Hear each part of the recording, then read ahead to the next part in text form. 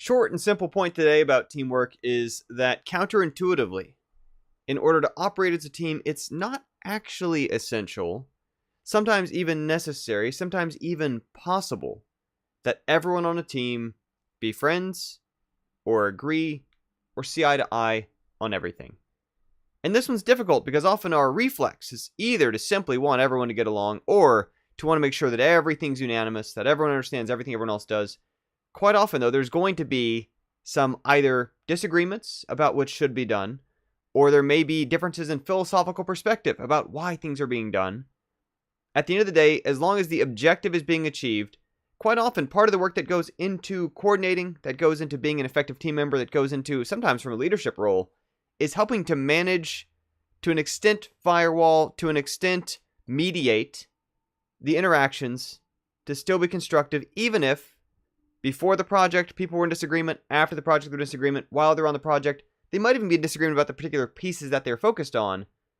But as long as they have a respect for each other in terms of able to move forward, as long as not feeling like they can't get over being in the same room with somebody else, it's very much a part of making sure we have different perspectives, different lenses, different voices, different ideas involved in the creation of what we do.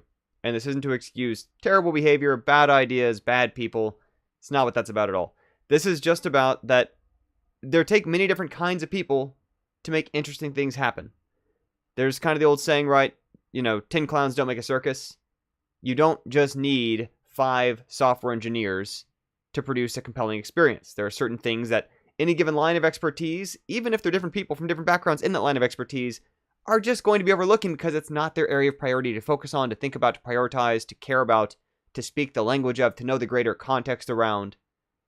And this is where and how it benefits to, again, not mistake it as we need to necessarily change everyone to be social with each other. It's also a part of organizational behavior in which there are occasionally people in groups who are essentially outliers of some sort or another. They may not be tightly socially integrated. And it's kind of a novice beginner manager mistake to think that they need to fix that situation.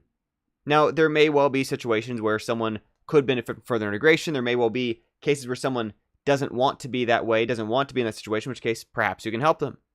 But it is not the situation that every time that's going on, it is either in their best interest or the team's best interest to try to mend those, because in part those outliers are often helpful at raising a point that the entire team benefits from someone speaking up for.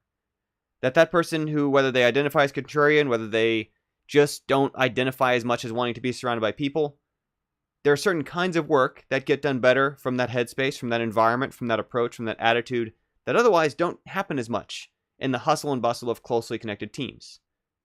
So again, there's a balance there. It depends also on paying attention to people's needs, their wants. Are they, you don't want someone emotionally feeling unmoored or anything. But it's also that if they're comfortable in that situation, the team's comfortable in that situation, you're not necessarily fixing it to try to change that about them. There are benefits organizationally, structurally, as a team, to have folks who don't all, like I say, necessarily agree by the end of the project. That's a part of the process. It's a part of the creation. That's a part of the communication. That's a part of navigating teamwork and all its benefits. And it's one of the challenges. Thanks for being here. Have another video for all tomorrow.